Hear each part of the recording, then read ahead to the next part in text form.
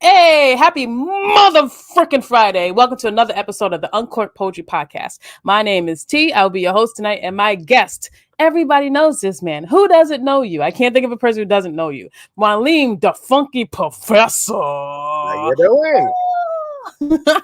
What's up, Mwalim? How you doing? I'm doing well, How about yourself? So far, so good. Can't complain. All So, right. I learned something new about you while doing setting up your intro and just trying to find a backstory about you. Um, so you're an artist, a poet, a producer, a musician, recording artist, professor, CEO of Polyphonic Studios, and you also wrote 2 books, right? Yes. So what are the names of your books? Well, one is a collection of short stories called A Mixed Medicine Bag, Original Black Wampanoag Folk Tales. And the original version of that book was actually a chat book back in the 90s. Spoken word artists, it was a bunch of coffee houses and a bunch of open mics. Mm-hmm. And what I came to find when I started going on that circuit was, the way that a lot of artists were sort of side hustling was they were printing their own little chat books of their work. And when people were feeling their work, they would buy the chat book. So a lot of my poetry was more storytelling than straight ahead poetry. So, and when I was senior year in college, I guess basically junior, senior year, I started doing storytelling at like libraries and community programs. And what would happen is when they'd find out I'm Wampanoag, it's like, oh, well, can you tell us a Wampanoag folktale? And a lot of stories aren't really meant to be told out of context, out of community, that kind of thing. Yeah. And so I started making stories up. And of course, what I would love is, your suburban schools. Oh, is that authentic? And, the answer, yes, it is. Absolutely. That is a straight up Wampanoag story. Yep, and so what I started doing was writing these stories down, Mm-hmm. and a lot of them. And so that was the first collection were 7, and then I had an opportunity where a bunch of radical writers decided we were going to form a publishing house called Talking Drum Press, and when we formed Talking Drum Press, they were like, well, why don't you reintroduce this book? And you know what I love? You start a publishing company and they reject your manuscript. That's hard, bro. That's hard, bro. Hey, what's up, Tara? But that's how you know. But that's how you know those are your people. Word. Listen, bro. We got to go back. Because nobody was blowing smoke up my cavity. You know what I'm saying? They were like, nah. They were like, yeah, you know what? This was dope in '98. It's 2007. Like, let's just. And I love that they did that, because then what they did was, we love these stories, but you've got more. We know you've got more. Right. And we know that you can even tell some of these better than you did the first time. So they had me rewrite all of those, and then they had me add 5 more. Bro. And so then that book was released in 2007. Mm-hmm. And I've learned I shouldn't publish books anymore. What? Why? Because it seems that whenever I publish a book, within 30 days, some serious shit jumps off. Like what? What you talking about? When I published A Mixed Medicine Bag in 2007, Mm-hmm. it comes out, and then a whole bunch of shit with the Mashpee Wampanoag tribe jumps off with whatever was happening with the chairman at that point. And it was sort of like the last thing they wanted was a book that acknowledged Black Wampanoags. Look at what you did. Look at what you did. So it was like the person who they had doing publicity at the time was sort of like actively suppressing any news of that book being out. And I'm like, damn. And what's the name of your second book? Name of my second book, which came out now I'll tell you when it came out. You'll understand. I don't even have to explain what happened. Oh God. So Okay. My first novel is called Land of the Black Squirrels. And Like actual black squirrel? Because yes. I don't think I've ever seen one in real life. Well, that means you're not from the Bronx. No. Because the Bronx is the land of the black squirrels. Ah. Now I'm starting to see them actually in like Mashpee. I've seen them in Boston. I've seen them in Connecticut. So, they moved. But For the longest time, the only place I ever saw like a black squirrel, first really like really dark brown, but first time I ever saw a squirrel like that was in the Bronx, and I had to laugh because I'm like, damn, white flight was so deep, even the squirrels turned black. Bro. Like, we done had enough of this here. You ain't gonna be playing with Yeah, us like this. it's like damn, what they do, pack up with the white folks and move to Florida or Long Island. Yeah, we No, treating us like this. you're taking us with you. You're taking us with you. But anyway, so the second novel is Land of the Black Squirrels, and it's part of my what I call my Bronx Bohème collection, Right. and it's the first of the Bronx Bohème collection. And so I come out with the novel and have a whole book tour planned, and it came out in February of 2020. Oh. I think we all remember what happened the following month in March 2020. 30 days after the book was released, you know what happened? The world was on fire. Okay. So There were it's like, locusts. so if this happens with my third book, at some point we gotta say, like, it might be you, bro. Like, I'm like, that's how I'm feeling. You're articulating how I'm feeling. Like, should I even write this other book? right? Like, what's next? Like lizards, locusts, like what's Yeah, I'm like, what the hell? What the hell? oh my gosh. Hey Lady K. Hi Kathy, good morning, evening. I do that shit all the time. I just forget like where I am. You ever Hey, forget like where you are and all the someone walks by time. like good evening? You're like, good morning. All the time. Right? You know, like I'm sitting at I'm sitting at the workstation, and I'm working on a piece of music, and I sat down and it was like 7:30 in the morning, and I was just gonna do this for 45 minutes, and I look up and it's 3 o'clock in the afternoon, and I can't tell you, or I sat down and it was like 6 o'clock in the evening, and the next thing I know I'm packing up and it's 4 o'clock in the morning. I mean, Mm-hmm. I feel like it's the artist life. I really do. Like we just get so lost in moments. Like I've looked up and it's 1 o'clock, and I look up again, it's 4 o'clock. It's like I have not done that much in this no time. and I have passed the affliction on. Oh, Zig has it too? Oh, I realized how bad it was when it's Saturday morning and it's a Saturday morning when I don't have anything to do. And all of a sudden I hear coming out of the dining room, and dude got his DJ equipment set up on the dining room table and hooked into the living room stereo. And I've got a boom bap party going on in my living room. And At what time? this was maybe about 9:30 in the morning, which I realize, Okay-ish. but it's Saturday, Oh. you know, and you know, it's like, it's funny because yes, for me, 9:30 in the morning on Saturday meant like Pop-Tarts and cartoons, and you know, you let mom sleep a couple of more hours and that kind of thing. Yes. And you're actually having breakfast for lunch, but in the meantime, you know, you have that snack breakfast, right? That's what Saturday morning 9:30 meant to me, Yes. you know. And I'm like, so 9:30 in the morning to you means turn the living room into a nightclub. Mm-hmm. It hurts. It hurts a little bit. A little bit. Oh yeah, but, you know. Right? It is what it is. I think I heard this thing. I want to know what you think about this. Luckily, I was just tired, and you know. Okay, go for it. So I heard this. I'm an avid TikToker. It's a problem, and I heard this video on TikTok that said the most dangerous person in the world is someone who says it is what it is, because that means that they've healed Oh from yeah, I've whatever it seen is that they one. went through. Yeah, what do you think about that? Do you think You're right. that's true? Like that idea?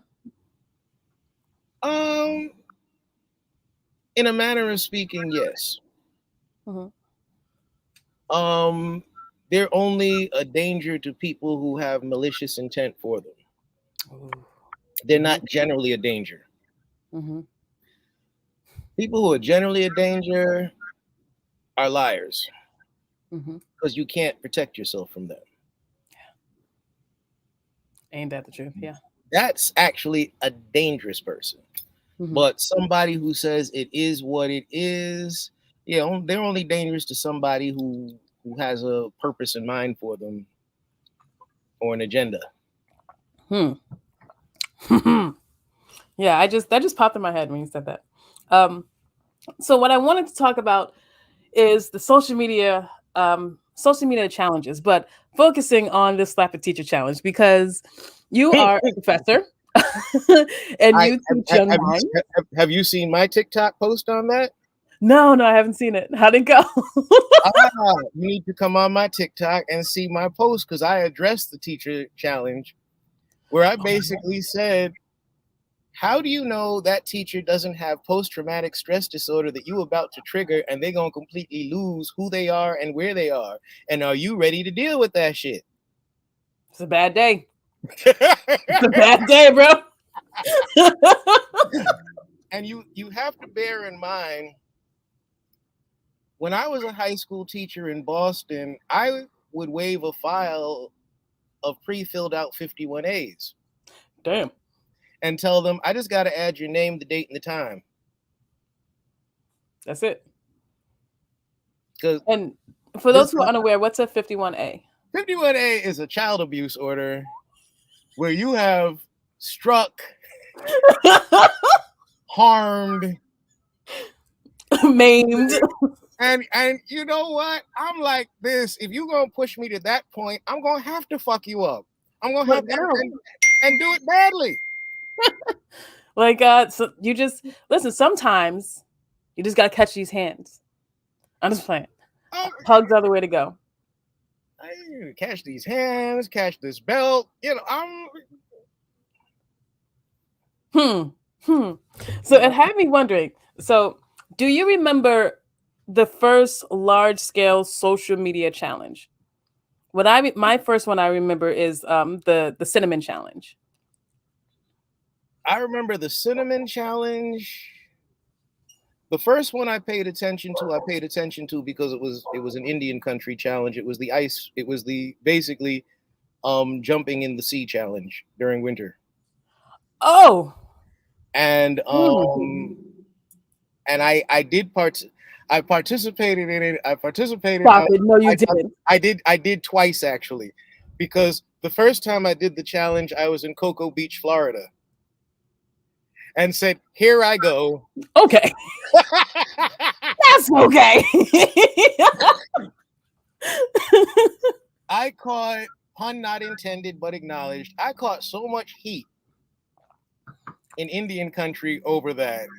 So much heat and so much hate.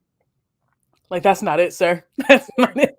Here I am fulfilling my winter challenge, lady. Here I am on Cocoa Beach fulfilling my winter challenge. Mhm. And full video of me then going and jumping in the water and swimming around, Just doing having that. a good old time. And and it's date stamp February 3rd. So what can they do? So just to redeem myself, the morning after the Mashpee Wampanoag Ball, I jumped in Buttermilk Bay on video. What month was it? March. No, is the answer. And No. and a couple of people tried to play me because they said winter ended yesterday though. Why they come at you like that? A Like, couple of you're just people trying to tried do. couple of people tried to play me, and I'm like, motherfucker, then you jump in the water. Okay, then come swimming with me. Come swimming with me, or have a seat. Hmm. And Hmm. and then seats were taken. Yeah. Like, oh, come swim. Oh, I didn't know you. We're good. We're good. Don't wanna. Nope. Nada. This is it. But yeah, so that was the one that I participated in. Hmm. And never doing that again, ever. Never. Never. No. Don't recommend it. I can now very viscerally say I have no understanding of the Polar Bear Club whatsoever. I don't get it, bro. I Because now I can actually say I gave that shit a try. It ain't for me. It's like people can say it ain't for me based on speculation, but I can say actually from experience, nah. Hey, okay. Yeah. Okay. For anyone watching, throw your favorite or most memorable social media challenge in the chats, and we can talk about it. I did you do the ice bucket challenge, the ALS ice bucket challenge? Did you do Oh that hell one? no. I, Oh hell no. That was after the jumping in the ocean challenge. So yeah, no, no, you no, learned no. no, no, no, no, no, no. Do you remember the first thing you thought when you heard about the Tide Pod challenge? Like, do you remember like the first thing that popped in your head when you heard about that thing going around? America is a nation of idiots. Was what was basically I thought of America's a nation of idiots. I thought about the whole, validating validating Farad Mohammed's concept of the 85% or dumb, deaf, and blind. I, all of these things kind of went through my mind. Mhm. Oh my That gosh. Kathy said I did the ice bucket challenge. Yes, Kathy, I did the ice bucket challenge too. And like many people, I forgot to like link ALS or a link to donate into my video. So I just did it for shits and giggles. Like I feel like a lot of people forgot to like add that link in there because some of them have like purposes and some of them don't. yes, yes, but Um, yes, but no. yes, but no, no, no. I remember. Oh, I remember the pass out challenge. So there are these kids who are you're supposed to like breathe really heavy, I think like 5 or 7 times. Someone throws you against the wall, and then like Hmm. you pass out on purpose, which is just guys, guys, Okay, suppressing air from your brain. okay. In that we can't even say that that's a decline because when you realize that glue manufacturers had to start adding horseradish to their glue to stop people from huffing glue, and Is that it was us? Am and I that was doing? and that was a craze in the 60s and early 70s. People were huffing glue up until it was like the late 70s when somebody came up with a brilliant idea. Put something in there that'll like really fuck them up, and then they won't do it anymore. So we can't even say that challenges like that are new. No, no. That was one of my questions to you, which was the past repeats itself. Can you recall anything like these challenges when you were growing up? You said the glue challenge of just Oh, that wasn't even a challenge. That was just what people were doing to get high. oh, that's just for fun. Yeah, Just for fun. Got it. that Mm-hmm. that, that was for people who couldn't like buy weed and heroin and cocaine, and they were huffing glue. And Okay. I just want to start by saying drugs are bad. yes, Also, if you can't afford weed, you're doing something wrong.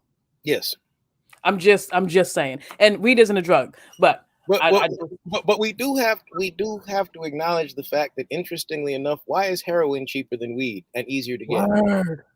What's up with Why? that? Yeah. Because like uh, it's not like the market when we're selling juice or soda and stuff like that. Who is changing the prices for drugs on the market? Who's that person? Well, let's deepen the question. Okay, let's do it.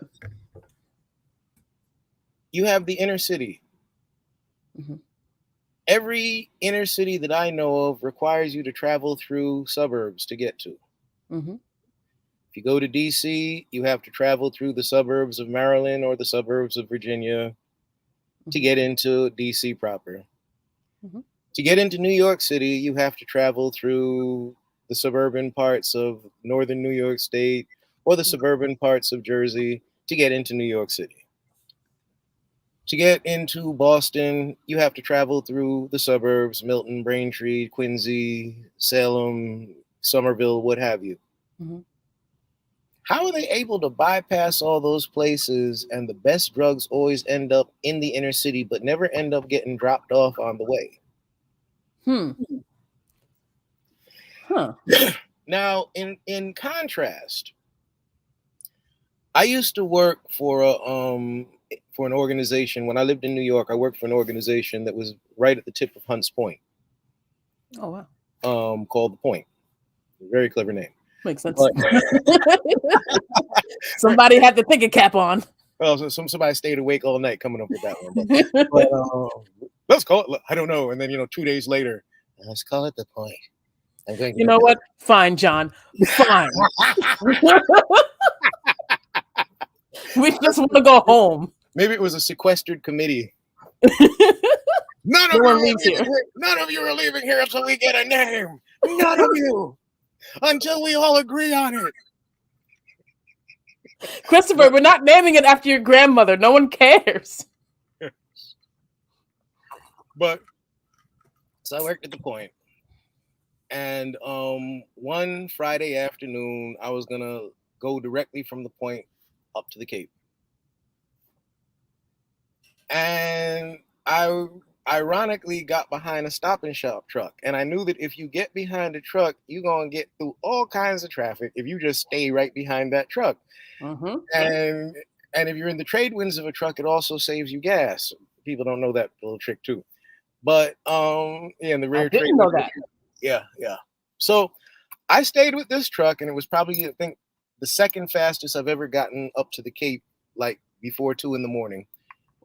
But one of the interesting things that I noticed were all of the Stop and Shops that he bypassed. Because I ended up following this truck all the way to Route 6. And I'm like, wait, you didn't stop at the one in Wareham. You didn't stop at the one.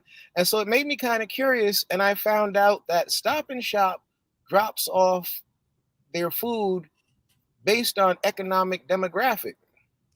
What? So the Stop and Shop in like Orleans or that's in that area is going to get their food before the one in like Sandwich or Mashpee or Barnstable or Cotuit. But they're going right past there. Yeah, but it has to do with date stamping because what I also came to realize when I was in the South Bronx was you have supermarkets that are like 2 miles from the center of basically one of the biggest, actually the biggest food distribution center in the world is Hunts Point. People don't realize that. I didn't realize that. But basically, if you are eating food virtually anywhere on the East Coast, east of the Mississippi, 90% of your food is coming through Hunts Point. Mm-hmm. Which, by the way, all of those trucks are largely the reason why the South Bronx is the asthma capital of the world. Or I should say, a contributing factor to why the South Bronx is the asthma capital of the world. When you think of that many trucks traveling through your neighborhood on a daily basis. 24 hours a day, 7 days a week. Yeah. And this is the air you're breathing. But with that, it was realizing that, okay, you have supermarkets that are like less than a mile from the main food distribution center in the area, and they're getting food 4 and 5 days after it's been on the truck.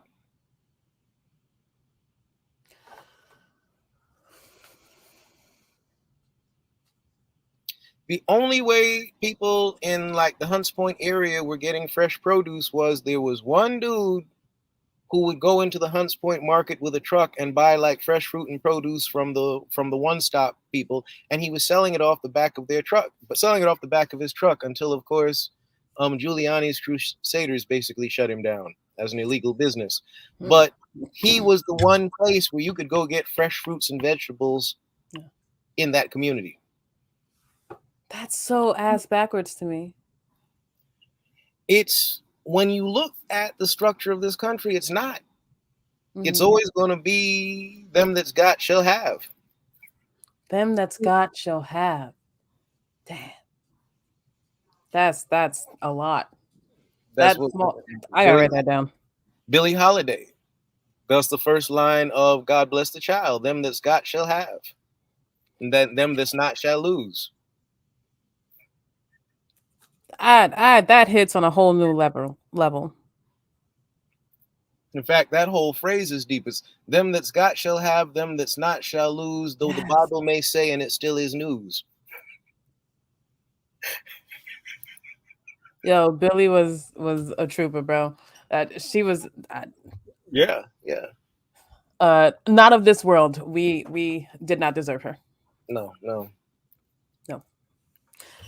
Um.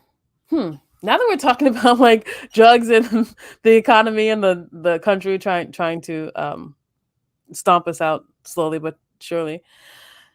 So in this country right now, we're having this, I think, new resurgence of our generation's idea of the civil rights movement. Where do you think we're going from? Do you think? No, I don't want that question. Do you think that this generation's, I guess, form of, um, I lost the word. This generation's idea of the civil rights movement. Do you think it'll be more effective than the first one? I'm gonna be real. Mm-hmm. It isn't about civil rights No. Okay. because what we have to look at is the first civil rights, the gains of the first civil rights movement Mm-hmm. were pretty much completely rooted in trying to evade being taken to the World Court for human rights violations. Mm-hmm. The Civil Rights Bill is largely a result of Malcolm X's threat. I'm sorry, El Haj Malik Shabazz's threat. Mm-hmm. Not threat. I can't say threat because he was actually taking steps to carry it out. So his proposed action when he returned from Mecca Mm-hmm. was to take the United States to the World Court for human rights violations. They would lose. Yeah, we'd lose. Yeah. And the only thing that would suppress that was that we did not have any kind of human rights or civil rights policy in place. And the main reason why President Johnson signed this into effect Mm-hmm. had everything to do with um, evading that from being a situation Mm-hmm.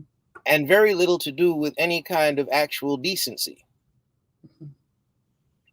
When you look at the fact that the actions that followed the death of Martin Luther King weren't so much, wow, we were wrong and you were right, as much as, oh shit, they're rioting. Mm-hmm. So it was appeasement. Mm-hmm. And of course, what they recognized this last time around was, oh, we just have to do that again. Hmm. What they did not expect was the vast response of, nah, we fell for that shit the first time. Mm-hmm. So now the response is much more fine. No, no, I don't want a job at your company, but you can tell me how to start my own. There's a lot of that.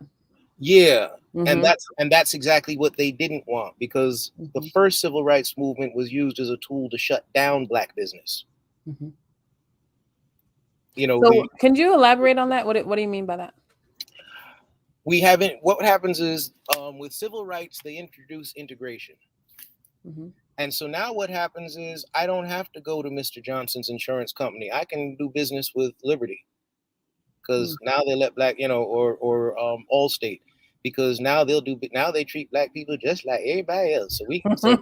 So I'm not going to go to Mr. Brown anymore. I'm going to go to the white folks because going to the white folks is better. Mm-hmm.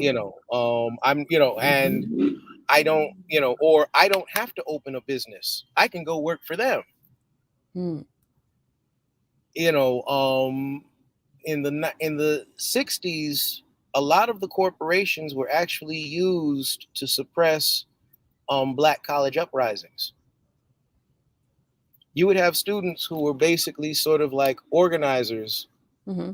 on college campuses around black power, and what would happen is Coca-Cola and Xerox, etc., Polaroid, Pepperidge Farm, etc., etc., etc., would come in and offer these young people, entry level executive positions, good benefits, good thing. And Mm-hmm. you put your black leather jacket and your beret away and exchange it for a three-piece suit, and an expense account. Mhm.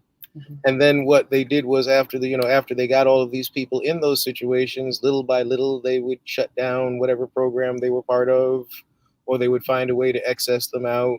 And what a Mhm. lot of them began to recognize was, yeah, you gave me the job, but you're not, and you gave me the job, but when it was time, bonus time, you gave me tickets to the Knicks and you gave him stock options. So it was stuff like that happening. Mhm. And so people who paid attention and people who remember this, and of course we're talking about now a 50 something year span. Bear in mind, I'm 53 years old. I was born in 1968 when they pulled this shit the first time. Not falling for it again. And it's sort of like, luckily I had, between parents and aunts and uncles and friends' parents, seeing what happened with them, listening to their recounting this. And it's sort of like, when people are like, oh, this is great, we got elders around us saying, nah, don't drink the Kool-Aid again. Nah, bruh. Nah. You good. You good. Damn. Whew. Hmm. Oh, okay. So going back to the slap the teacher challenge.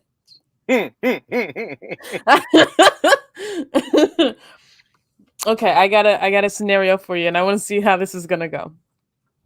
Okay, so you're you're in your office, right? And it's the end of school, and a couple students come in, at least two or three, because I don't think you do slap the teacher challenge by yourself. That would be foolish. So I think like two or three students come in, right? And they're talking to you about whatever, and they start to close in a little bit. And then you see the hand kind of come back, right? What's happening next?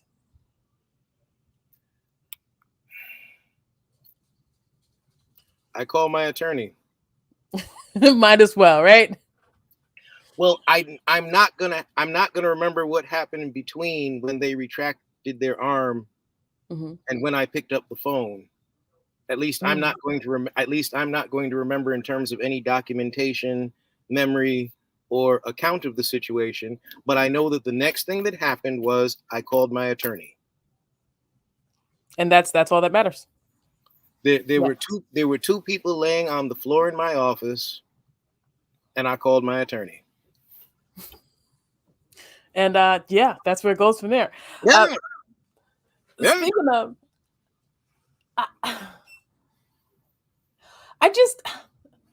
I wonder who makes up the challenges. Like, who is the person behind the the film, whatever, just saying this is the challenge we're doing now. Well, here is something that I've come to learn with a lot of these challenges, where it's like, okay, well, my analogy is going to be this. You ever been to Disney World? Yeah, when I was a kid, yeah. You ever notice how fundamentally all the rides are exactly the same? Yes. You get on a conveyor belt. You get in a bucket that's fashioned about something related to the ride. You go through and you have like a quick experience of whatever the movie or the cartoon was that the ride is based on. And then there's a real scary thing. And then you come out the end and you get back on the conveyor belt. Uh-huh. Ah. Well, that's interestingly what society is like. So every time there's some kind of stupid challenge that goes viral, I start watching what is the Senate and the Congress and or the president doing right now. Ooh-wee! What kind of legislation are they slipping through? And as I'm looking at as we're watching developmentally disabled people, mentally disabled people falling off of milk crates. Y'all so dumb. But while we're watching that, we're completely missing all of the governors signing anti-constitutional Jim Crow laws back into effect. Do you think they plan? Not that they plan for that, but they take advantage of those moments. Like, do you think that's a thing that Congress? It happens too often for it to be a coincidence. Yeah, it's a 1-2 punch, and it's always been distract the people while with the dumb. Yes, P.T. Barnum built his entire career around it. Really good movie. You guys should check it out. But yes. You know what the spectacle before the whatever, but he had a formula. Yeah, and one of the first, right? One of the Yeah, first like circus formulas and or like business formulas that was widely successful. yeah. He Hmm. completely had a concept of how to amaze your audience simply by distracting them. So you said something that like made me think, and I want to know if you think this is real. I've never tried it because I've never been in a situation before. Hopefully, I never will. But Hmm. there's this idea going around that let's say like you quote unquote murder someone by accident, allegedly. Hmm. Um, Hmm. after the murder, if you soil yourself, if you pee or poop your pants, that is a way for you to prove your innocence because you were wholly scared, so scared that you lost your bowels. Do you Hmm. think that is a workable defense to get you out of that, like freed from that murder that you allegedly did? Should we poop our pants after we kill someone? Don't kill people. I would say, I would say yes, you should. And should it be a defense? No, no. Yes, you should. Yes, you should probably, and no, it shouldn't really be a defense. No, you should poop your pants because you killed someone, and Yeah, I mean, that's a one-way ticket to I horrible mean, life. I mean, what you need to then get if you poop your pants and try to use that as a defense, you need to basically get like a judge who grew up in the hood who's like damn, you a punk ass motherfucker, aren't you? You need Judge Joe Mathis, okay? You That's are, what you need. you are, you know what? Maybe some time in jail will man you up, huh? Like, did you shit your pants? Listen, I just had a guy in here earlier who killed 17 people. All he had was a sandwich, and he's good. Like, I need you to get it together. Ridiculous. Ridiculous. But so I guess that would be my thought on that defense. Maybe that's why I didn't become a judge because Hmm. What because did you want to be when you were a kid? a musician. Really, you've always wanted to be a musician? Hmm. Wow. What's the first instrument you started playing? First one I started playing, I mean seriously, was the viola, Word. That's cool. and it was funny because what I'm always able to tell my students is everything I'm really good at, I was really bad at when I started. Yes. Because Yes. when I started the viola, I was in fifth grade, and by the end of fifth grade, the teacher wasn't going to advance me to orchestra. Wow. But I ended up taking then some private lessons, and he then re-auditioned me and put me in orchestra. And when I then finished, and then I ended up getting into music and art high school and performing arts high school as a viola player. And when I graduated eighth grade, won the Pablo Casals Medal for music, one of the two medals that were awarded that year.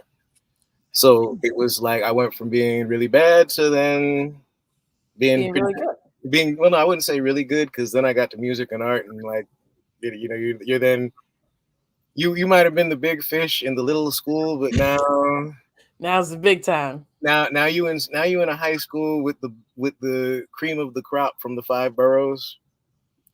Oh, snap. Listen, let's talk about these five boroughs, man. Y'all gonna stop excluding Long Island, all right? Y'all gonna stop treating us like this. Long Island is not a borough. Long Island is not part of New York City. I'm Well, just saying, y'all gonna stop disrespecting us like this. I Okay? mean, Strong Island, baby. I'll put it like this: yes, Queens and Brooklyn, which are part of Long Island, are part of New York City. See? Once We get the once crap once into the stick. once we start talking about like Roosevelt and Hempstead, nah, sorry. Listen, I'm from Freeport, okay? We don't we don't fuck with Roosevelt. It is what it is, Roosevelt. You know what it is. Don't start nothing. I understand. I will say one time I remember though, this is a true story. When I was in New York, I got booked to play a club that was in Hempstead called Cornbread and Caviar. I And remember you know how easy it is to get lost in in Hempstead. um in Long Island, period. Mm-hmm. Well, true story. I'm looking for the place, and I jokingly say to my boy, oh, there's a check cashing place, so we must be close by. You Why ain't wrong. why was it right next door? Why was it right next door? Yes, everywhere. They're all over Long Island. But All over the island. Well, not I'm Nassau like, County. I'm like, when you make a stereotype joke and you immediately feel bad because it's like, My bad. damn. Yeah, that's how I used to cash my checks when I worked at I used to work at Rainbow. No, Dennis. Like it was a cheap Rainbow, which is saying something because Rainbow is cheap as hell. I got you. And I used to cash my check at It is so expensive to cash your check at a check. Just get a A bank bank account. account. Get a bank Just account. get a bank account. It's so much easier. True story. There was one point where I was the only Groovalato with a bank account, No. and I made my bandmates get a bank account Yes. because what would happen then is the end of the night, whoever's paying me, and so now I'm like, look, I didn't sign up to be a bookkeeper. I didn't sign up to cash a check, then have to write a check. No, no, no, no. Here's what's going to happen. You're going to get a checking account or a savings account. And when we get paid by check, I'm going to write you a check. I'm not going to cash Yeah. it for people. No, not gonna do it. No, no, no, no, no, Not no, gonna do it. no. And, but yeah, there was a period where, you know, they were being musicians. And it's like, no, no, no. We going to be business people. Right. We going to be business people in this game. So I want to ask you another question, and then if you could, I'd love to go into a piece of yours that you're willing to share. Okay, sure. I ask this question of a lot of my guests, and I always get a different answer. Um, well, you'll see why. What parts of your talent most um, what parts of your talents are you most impressed by? Like, what impresses you about your talent?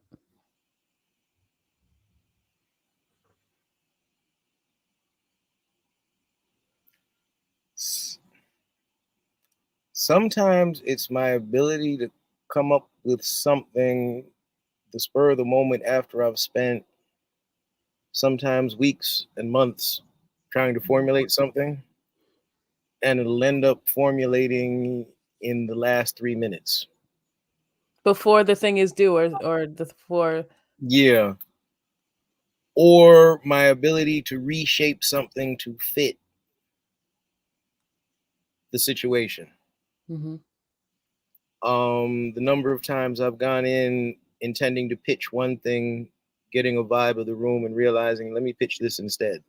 Mm.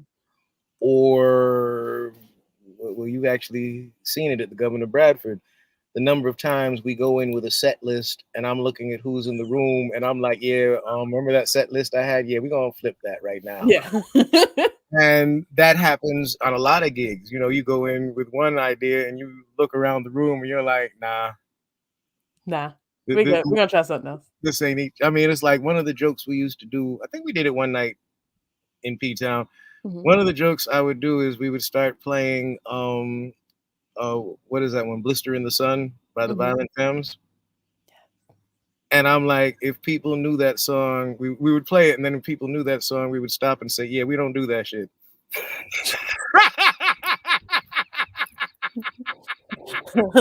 Hard pause. We done. No, Yeah, I'm just trying to figure out who's in the room, and you might want to leave now because we don't do that shit here. we just wanted you to identify yourself. Yes, it's like da da da da da da da da da da da da da da, and invariably, cack cack. Oh my God, you're so right. I just heard it in my head. Yes. It's a total Pavlovian response that people have to that song. Where does that come from? Uh, All of us being exposed to it, all of us. I mean, because if you think about it, mhm. especially if you were around in the 80s, that the punk new wave sound permeated everything we did because you know nobody like for example, the 80s, people who grew up during the 80s, that's the one musical decade where people cannot claim Afrocentricity Hmm. in terms of Uh, what they were listening to. mhm, Because you had 60s, you had Motown, you had Stax, you had, definitively black music. In the mhm, 70s, you had Parliament Funkadelic, you had Cameo, you had Sly and the Family Stone, you had definitively black music. You even had Olatunji, you had Donny Hathaway, you had Curtis Mayfield, Marvin Gaye. And then by the time you get to the late 90s and the early 80s, even Motown is now sort of like culturally morphic, yeah. where even their artists are more like new wavy. Mhm. Rick James's biggest hit is Super Freak, which is a What punk rock. James, bitch? Sorry, every time I hear his name, I have to Oh say yeah, it. but Super Freak was a punk rock tune, and that's like his biggest hit. But Damn. do do do do it's a punk rock tune. Yeah. And you think, and even but the 80s, Nelson George put it best when he said that basically he said Phil Collins was just as funky as M2 made. you know, you can't even front on that. I'm gonna write that down. When you realize that like a white pop duo from like the Midwest made one of the funkiest records of 1985. Look up the group New Shoes, and the song I Can't Wait had one of the funkiest bass lines of that year. Oh, I'm in on that. Oh, I know that song for Baby, sure. I can't wait. I can't wait. Funky, one of the funkiest tunes of that year. Think of Phil Collins. Sudia. You think of the music that was, that is like, when they want to try to claim that the vocal groups of the 70s that were using orchestrations were whitewashing, no, it's nothing Mhm. compared to what was happening in the 80s. George Clinton, I remember I was at one of his shows and he was praising hip hop to the skies because he said that's what kept the funk alive when the rest of y'all abandoned it. Hmm. I mean, let's even think about the fact that it's the 80s when Nelson George writes the book, The Death of Rhythm and Blues. I want to go read that book, so I just wrote that down. Yeah. Okay, but the Death of Rhythm and Blues, and it's sort of like the outlook of the future of the music is bleak at Yeah. that point. And George Clinton is absolutely right. If it wasn't for hip hop, there would have been no funk at that point. There would have been no hard drums. There would have been no boom bap. There would have, Mhm. because you even listen to you listen to the R&B of that time. Hmm. Ain't much. There's a little bit of rhythm, but there ain't much blues. Mm-mm. Yeah. No.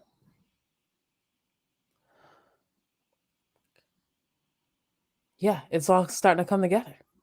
This is when Prince is becoming a little more rockish Yeah. in I. his sound. I. Mm, I like You know, Rocky so Prince. there's a plus side to it Hmm. because it did give Prince that area to flex. But then by the same token, you look at the hard way that they gave groups like Living Color. Hmm. Oh, you're black guys. You're not supposed to play rock, Doofus. or Hmm. or my boys from the Bronx, 24/7 Spies. The hard time they gave them, Hmm. and the fact that they tried to ignore the fact that Funkadelic existed. And now it's all they want.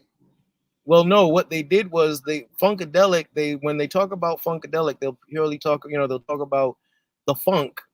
But there's a Mhm. stretch like you think of the albums like Maggot Brains and Spanking of the Electric War Babies and shows and albums like that where you're hearing rock. You're hearing Jimi Hendrix style guitar solos over the funk and whatnot. That Mhm. they didn't want that to happen. Mhm. Oh, I think someone's. Is that your phone? I believe so. I'm trying to let them know that. I'm not going to answer. So there you I'm gonna look up maggot brains. That just sounds funny as hell to me. I don't know why. go. Oh, you'll realize George Clinton's been a genius for a long time. So in these last minutes, can we go into whatever piece you're willing to share with us? All right. How Cool. about I take us back to um I'm going to take us back to the summer of 2000. Ooh, nice. Um in the summer of 2000, I was invited to the New Eurekan Poets Cafe. There was a brother, beautiful brother, who used to do a lot of poetry promotion around New York. He actually had started out, he was initially one of Russell Simmons' bodyguards, but was deep into poetry and started doing poetry at the Rush Gallery, which was curated by Mhm. Russell Simmons' brother. I'm just giving you this little history. But he used to then do a lot of stuff at the New Eurekan also. And he put this piece together called A Revolution in Poetry because he had 33 poets. And I was on the list as poet number 29. Mhm. So I'm sitting at the back, I'm sitting at the bar at the New Eurekan Poets Cafe. I'm there, and I had a completely different poem in mind. But I'm sitting there and I'm listening to a lot of the poets who got up. And it inspired me. This is when I talk about, the spontaneity. It Mhm. inspired me to create a poem on the spot Shut that up. that I then said, I'd like to dedicate this to 24 of the poets who went ahead of me. Oh shit. Okay. And the name of the poem is Medicine Clown Poem number 4. I'm ready. All right. I am a man of peace. But if I hear one more poet get on the mic and do a poem like this, I'm gonna go out of my damn mind. It doesn't matter what I say. I need not have spent all that time in English class. It need not have meaning, metaphor, content, or clarity, substance, or sequence. Cause as long as it has inflection like this, it is poetry, and my shit is deep. Why is it considered a love poem if on every other line I compare my sisters to the sun, the moon, and the constellations? And every other time it's a revolutionary poem, cause on every other line I pump my fist. It's simply that kind of poem, cause I said it like this. Let me share with you a little something I wrote not too long ago. A gallon of orange juice, a pound of salmon, 5 pounds of rice, and oops, that's my shopping list. But I had your attention because I said it like this. Now, allow me a Brechtian moment, if you might. The origin of that style, which some people see as fantastic, in reality really was dope. See, on the stage of the Baby Grand just before he would shoot it into his veins and then drop into a knot and recite over a Max Roach drum loop. Yeah, you're imitating a junkie. Until it is once again about the substance of what you have to say, and it's no longer about style. I will no longer consider myself a poet until once again it's about the word.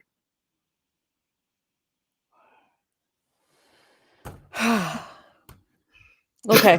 Okay. We got we're gonna pack this shit right here. Thank you. Thank you so much. Word to my mom, son. I hate that shit. It drives me nuts. The consistent listen, I, break it up, I, bro. I Break can, it up. I can tell you what became funny was I didn't realize that poem became like an underground legend in New York City I know I've heard it before. to the extent that when I would show up at poetry readings and you'd see people give up their mic slot because they were gonna get up and do that shit and knew that Yeah, I've nah. heard other people do that poem. Oh yeah, Several people. That's first of all, that's dope as shit. oh yeah. You By the know, way, it's copyrighted, so yo, You can do it all you want, but Yeah. yeah. I I absolutely, not that I hate that style, because if you're a beginning poet, you might start there, but please, God, don't stay there. Please don't stay there. Hmm. Um, the fact that you made that up off the cuff, I'm not gonna lie, it kind of makes me hate you a little bit. Not a That's all lot, right. just a little bit. That's all right. Do you guys know how hard it is to make up a poem like on the spot? It is Well, exceptionally hard because quick, poems are quick, not like songs. quick They're just, story. yeah, A it's a quick story. piece of No, no, you. no, no. Let me give you a quick story. Okay.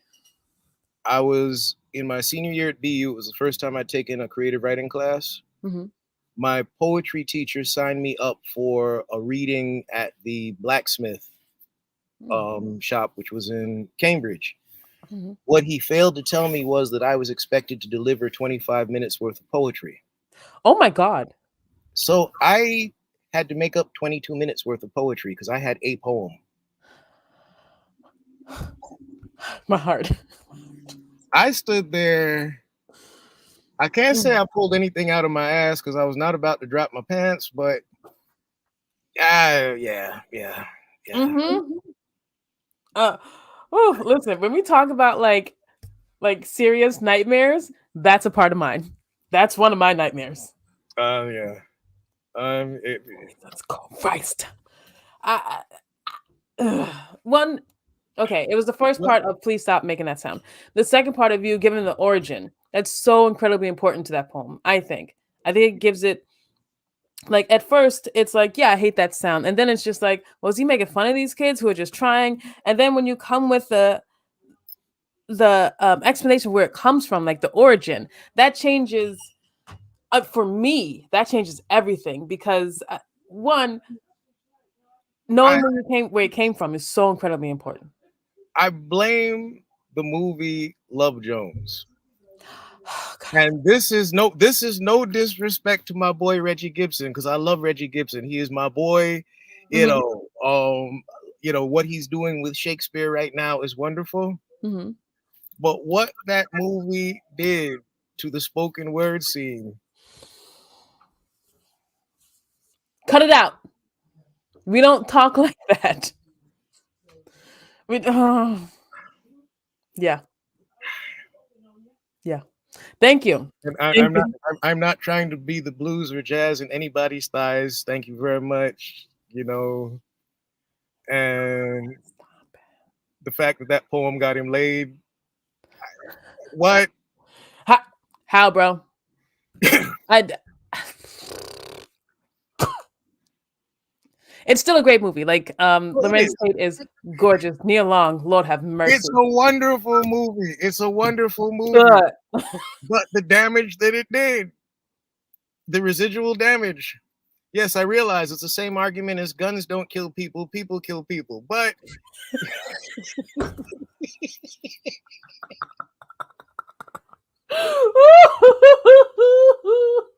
Reggie Gibson wrote an incredible poem, but the way it gets used. So let me be clear about that. That is an amazing poem. Yes.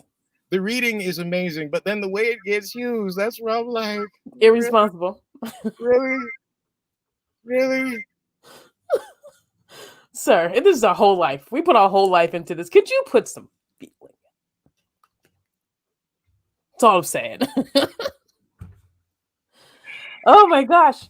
Well, that's pretty much it for me. Could you tell us all your socials, and do you have any upcoming events that people should hop onto or go to? Sure, sure. So, all my socials, you can find me on Instagram at Mwalim. Hmm. You can find me on TikTok at Mwalim _ the Funky Prof. You can find me on Facebook at Daphunkee Professor. That's DAPHUNKEE PROFESSOR. And I'm proud of myself because I'm dyslexic. Anyway, you can also visit my website, which has all of that on it.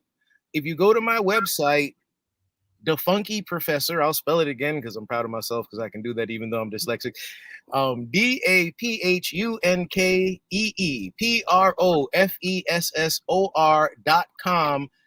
DAPHUNKEEPROFESSOR.com/link in bio. You can it'll then that's like a really quick way you can get to my music, you can get to my social media. um you can find out about like workshops I'm available to do, because I come out and do workshops with people around all kinds of things, everything from I also do stuff with like curriculum development around literacy, language arts, Nice. alternative curriculums for elementary school homeschoolers, that kind of thing. That's one of my little side businesses. But and you can also visit polyphonicstudios.com and hear some really great music. Um, and yeah, those are all the. Oh, what do I have coming up? If you're in the Boston area on October 16th, Zig and I will actually be playing in Nubian Square What? for the Slave of the Congrats. Square event. Thank you, thank you, thank you. Um, we the Groovalados have expanded beyond we've expanded beyond being a band. We're kind of like a production unit now, Word. and Zig has expanded. He's now an amazing threat, because he's not just a drummer, he's not just an MC, he's not just a producer, but now he's a DJ. Nice. And I got Yes, yes, he is a threat. and I gotta say he's nasty on the turntables. I bet he is. So the show on the 16th is gonna be a little bit different, because it's gonna be DJing as opposed to like a band setup. Okay. So we're gonna be the Groovalados that way on that. But yeah, on the October 16th in Nubian Square for the Save of the Square. And if you go to my website or on my social media, you'll see the flyer for it. Nice. That's dope. And Congratulations, man. That's really cool. thank you, thank you. You're welcome. And I'm not directly performing, but the fourth Friday of every single month, we have a thing called the Thump and Soul Clap at the Native Gallery in the Mashpee Commons. Basically, that is a good old school dance party. Word. That name is Boss. That's a really, really cool name. Well, I should mention Thump and Soul, or what we refer to as South Coast Thump and Soul, is basically a new genre movement that we launched Really? in the Cape Cod area. So Thump and Soul, because it's basically sort of like ignoring the lines between rock and jazz and funk and hip hop, and it's basically, if it's music that makes you dance, it's Thump and Soul. Are you starting your own genre of music? Yeah, that's what came out of COVID. That's dope as shit. That's dope as shit. Oh my god. Like I learned how to make a different kind of pasta. Like you made a It's, whole genre of music. well, it's what happened because Chuck's background, Chuck V, who's the Mhm. chief engineer, his background, he's the bass player and guitarist for the Groovalados. His background is mostly like rock, metal, punk, Mhm. and Eddie Ray was rock and funk, and they were going to be doing rock and funk out of the studio before Eddie passed. And my background is house music and soul and jazz and funk, and Zig is jazz and hip hop and EDM and Afrobeat. Mhm. And the fact that it's sort of like, as we're building the studio and we're in COVID, all of us are living together in the same house, so it's like music all around and conceptualizing music. So when you have all of these genres in the same studio, you're going to end up with, it's like the old commercials with the, you got your peanut butter in my chocolate. No, you got your chocolate. It almost becomes some stuff like that, where it's Mhm. like, it's like, all right, I just made a boom bap beat. So Chuck, get in there and lay a guitar solo over it. Got it. Or because one of the records we're producing is by artist. Well, you saw him at the thing, Shadow Master. Yeah. He's total Afro punk. Shadow Master's just dirty. Oh He's yeah, just nasty. and Y'all need to so, check him so out. we're finishing up his album now, so he's going to be coming out next year. Oh, We've got word. we've got a new Groovalados album coming out. Called and the well, we actually have two. One is an EP called Mama's Hamper, extra funky remixes. Mama's hamper. Oh shit. Yes. Yes. And so we got Mama's Hamper coming out, and but the new album is the sequel, so it's called "Cause Your Daddy Don't Know." Shit. I can't. Because the first album was called "Ask Your Mama," so the second album is "Cause Your Daddy Don't Know." Thank God. That is not where I thought I was going, Marlene. That's my word. That's not where I thought it was going. I was just like, no, he didn't. You can, the disrespect. The disrespect. Well, No. okay. Well, young blood, here's the deal. The facts of life can get very real. If you can handle the truth, here it goes. There was a time back in the day, I knew your mama in a very close way. But then time moved on, and so did we. Here's the thing, don't want no drama. I've been seeing a whole lot of your mama. Oh Lord. She's been to every show, and your daddy don't know. Well then. Um on that note. Thank you for being here with us today. First of all, is that a song? Like, is that your That's song? the Like, title track. That's verse one of the title song to the album. Goes, your daddy don't know. okay, I need that song in my playlist. I need to have that song. Just, I'm gonna play it. I'm gonna make a And, TikTok to it. It's gonna be and, mad disrespectful. I cannot wait. and incidentally, just so people know, the song is about I don't want your mama to keep showing up. She just keeps showing up. Shit. Yo, my friend Marie, she's here to visit. She said, "Let him know that I'm clapping from the kitchen." Thank you, Marie. Thank you. All right, guys, that's it for us. Please make sure you follow Mwalim on all the socials. Make sure you support everything he's doing. He has him and One more, Zig have a show on the 16th. one more social. I'm sorry. Oh yeah, go for it. Whatever social media you go on, put the Groovalatos at the Groovalatos, all one word, GROOVALOTTOS, the GROOVALOTTOS, and on any social media platform, and you'll find that band because that's Gotcha. I just put that in the comments. because oh cool, oh it's actually the Groovalatos Ooh. at the Groovalatos.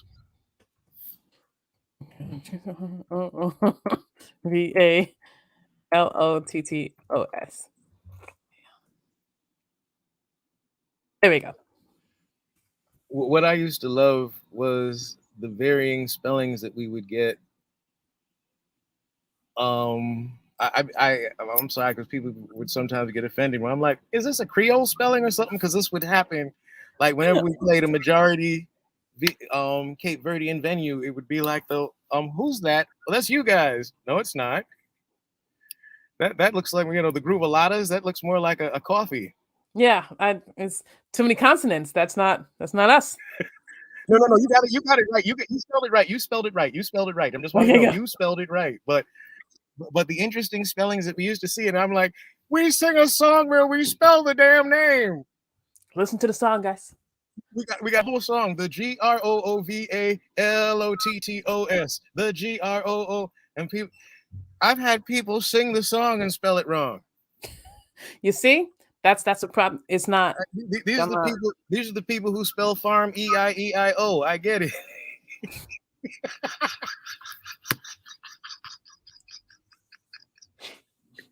Son.